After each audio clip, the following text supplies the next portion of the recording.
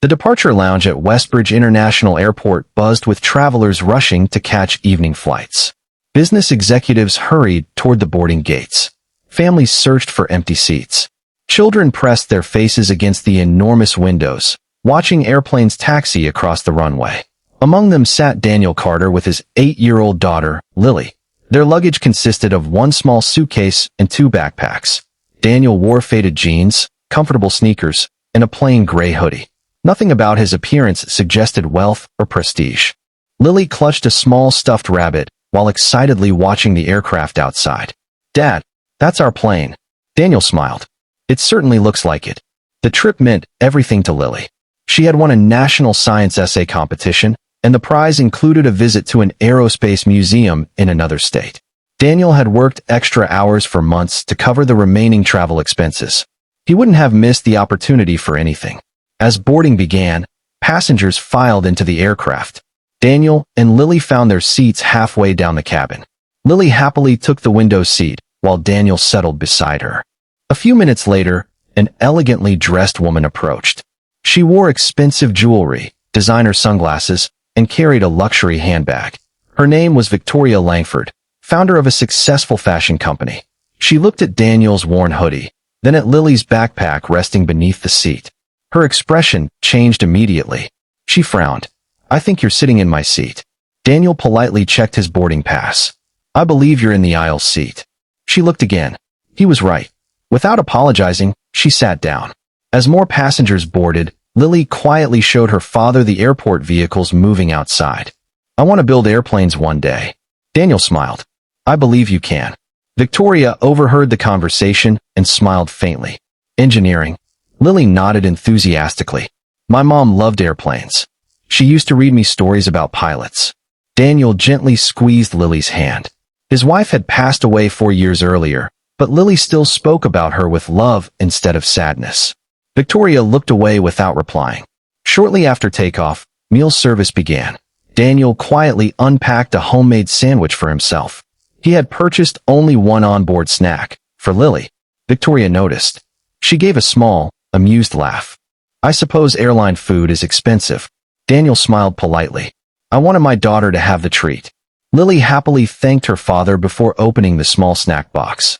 Later, while Daniel helped Lily solve a puzzle book, turbulence shook the aircraft. Several passengers looked uneasy.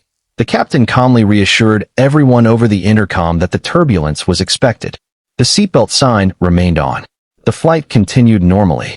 About 40 minutes later, however, another announcement interrupted the quiet cabin.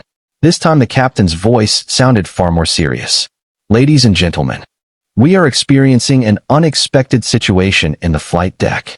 Our first officer has become suddenly unwell. Our captain is fully in control of the aircraft and is following all procedures. We have already contacted air traffic control." There was a brief pause. Then came an announcement that left the entire cabin silent. "If there is a qualified pilot traveling as a passenger on today's flight, please identify yourself immediately by pressing your call button or informing a flight attendant." Around the cabin, people exchanged worried glances. Victoria looked around nervously. Several passengers whispered to one another. Daniel calmly looked toward Lily. "It's all right. The crew is trained for situations like this." But as he heard the captain describe the type of assistance needed, Daniel's expression subtly changed. He knew exactly why they were asking. And for the first time since boarding, he slowly raised his eyes toward the front of the aircraft, realizing he might be one of the very few passengers capable of helping. For a few moments, the cabin remained completely silent. Passengers looked at one another, hoping someone would respond. A flight attendant hurried down the aisle. "Is anyone here a qualified pilot?" Daniel looked at Lily. "I'll be right back." She nodded bravely. "I'll stay in my seat." Daniel pressed the call button. The flight attendant approached immediately. "Sir, I hold a commercial pilot license. I also have previous airline flight experience, although I no longer fly professionally." The attendant's eyes widened. "Please come with me." Victoria stared at him in disbelief. "The mechanic?" Daniel smiled politely. "I've had more than one career." He quietly followed the flight attendant toward the cockpit. Before entering, he turned back to Lily. "I'll see you very soon. I love you." "I love you too, Dad." Inside the flight deck, the captain quickly explained the situation. The first officer had become suddenly ill and was receiving care from medically trained passengers. The captain remained fully capable of flying the aircraft, but an additional qualified pilot could assist with monitoring instruments, handling communications, and managing cockpit workload during the diversion. Daniel immediately presented his pilot credentials, which the crew verified. After a brief check, the captain welcomed him to the right seat. "Thank you. I'm glad you're here." Daniel nodded calmly. "Happy to help." Working together, they reviewed checklists, coordinated with air traffic control, and prepared for a diversion to the nearest suitable airport. The atmosphere in the cockpit remained focused and professional. No panic, no dramatic heroics, just trained people following established procedures. Back in the cabin, the lead flight attendant reassured passengers that the aircraft remained under the captain's command and that a qualified pilot was assisting in the cockpit. The announcement noticeably eased the tension. Victoria looked toward Lily. "Are you all right?" Lily smiled. "My dad always stays calm. He says calm helps other people feel safe." Victoria remembered how she had judged Daniel when he first boarded. She suddenly felt embarrassed. After a smooth landing, emergency medical personnel met the aircraft and immediately cared for the first officer. Passengers applauded as the captain stepped into the cabin. He smiled warmly.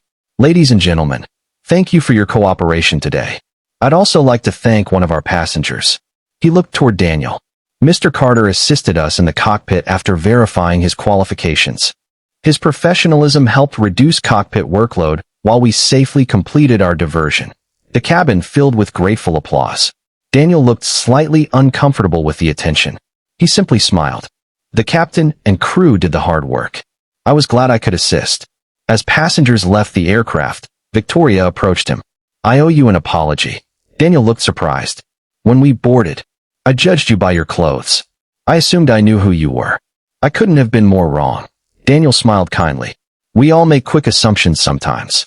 The important part is what we learn afterward." Victoria looked at Lily. "You must be very proud of your father."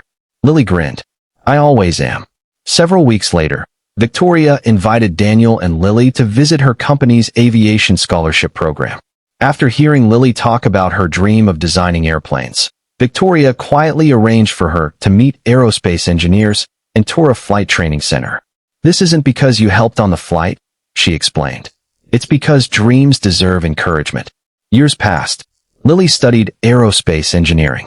Daniel continued running his repair shop, content with the simple life he had chosen after leaving aviation to raise his daughter. One afternoon, Lily stood beside the prototype aircraft she had helped design. During the unveiling ceremony, she smiled at the audience. "My father taught me that titles don't define people. Character does. He also taught me that the best professionals stay humble enough to keep learning." Daniel quietly applauded from the front row.